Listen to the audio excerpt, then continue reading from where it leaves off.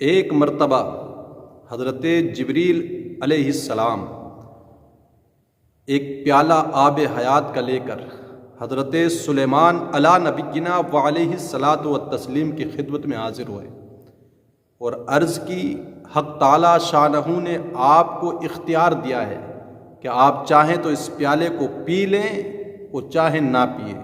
اگر آپ پی لیتے ہیں تو آپ پھر قیامت تک زندہ رہیں گے۔ حضرت سلیمان علی نبینا و علیہ الصلاۃ والتسلیم نے اتنا سننے کے بعد ایک مشورہ کرنے کے لیے میٹنگ بلائی، جس میں تمام جن اور انسان، تمام دیگر حیوانات تک سب کے سب شامل تھے۔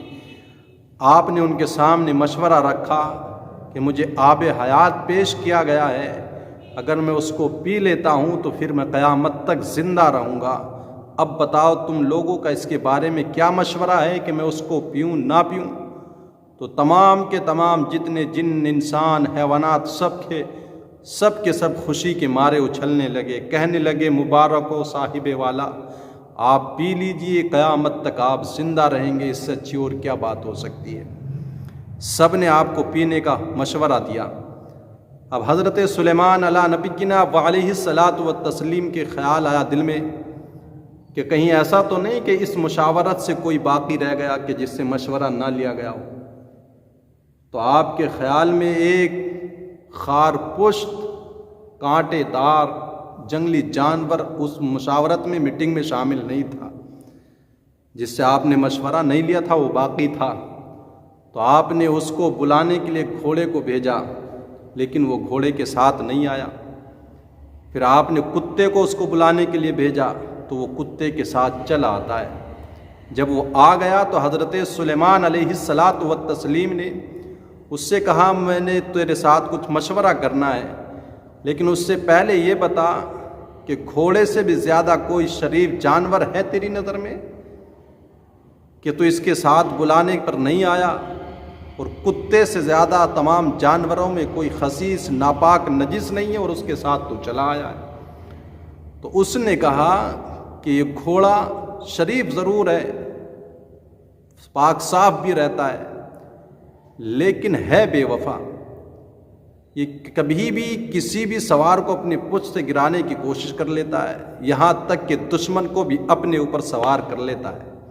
لیکن کتا اگرچہ نجس، ناپاک، خسیس ضرور ہے، لیکن ہے وہ با وفا۔ اگر کسی کا ایک ٹکڑا کھا لے تو پھر زندگی بھر اس کے ساتھ وفا کرتا ہے اور اس کا احسان مند رہتا ہے۔ تو آپ نے کہا چل ٹھیک ہے۔ پھر اس کے بعد مشورہ کیا کہ حضرت جبریل میرے پاس آب حیات لے کر کے آئے ہیں، جس پانی کو پینے کے بعد میں قیامت تک زندہ رہوں گا۔ اب بتا اس مشورے میں تیرا کیا مشورہ، تیری کیا رائے ہے؟ تو اس کانٹے دار جنگلی جانور خار پشت نے کہا کہ یہ خالص آپ کے لیے آیا ہے کہ آپ کے ایسا اقربا، دوست، احباب، گھر والوں سب کے لیے آیا؟ تو آپ نے ارشاد فرمایا صرف مجھ کو اختیار دیا گیا، وہ صرف میرے لیے ہے، باقی کے لیے نہیں ہے۔ تو آپ نے فرمایا کہ صرف میرے لیے ہے، تو اس جنگلی جانور نے مشورہ یہ دیا کہ پھر اس کو پینا مناسب نہیں ہے۔ حضرت سلیمان علیہ السلام نے ارشاد فرمایا ایسا کیوں؟ تو اس جانور نے کہا جب آپ کے لیے ہے خالص، باقی کسی کے لیے نہیں، تو آپ کے ایسا اقربا، دوست، احباب، گھر، کنب، خاندان والے سب یکے بعد دیگرے آپ کی نگاہوں کے سامنے مر جائیں گے، سب پر موت طاری ہوگی، تو ان کے غم اور ماتم سے آپ کی زندگی تو ویسے ہی اجیرن بن جائے گی۔ پھر بغیر ان تمام لوگوں کے اکیلا زندگی کا کیا لطف ہوگا اور کیا مزہ ہوگا؟ اس لیے اکیلے پینے میں کوئی عقل مندی کی بات نہیں ہے۔